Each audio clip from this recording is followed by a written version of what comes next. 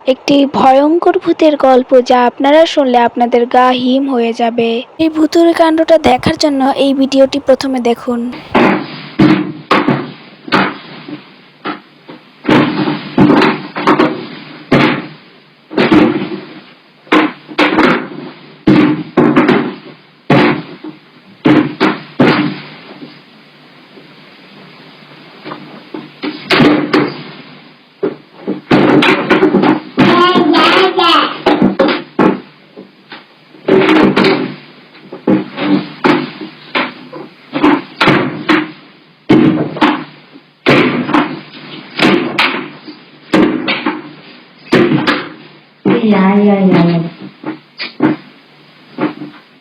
এখানে যে ঘটনাটি ঘটেছে, মেয়েটি যখন খেলা করছিল তখন আশ্চর্যজনকভাবে এখানে যেই আলমারিটি ছিল সেটি খুলে যায় এবং বাচ্চা মেয়েটি সেই খেলনাটি দুলতে থাকে।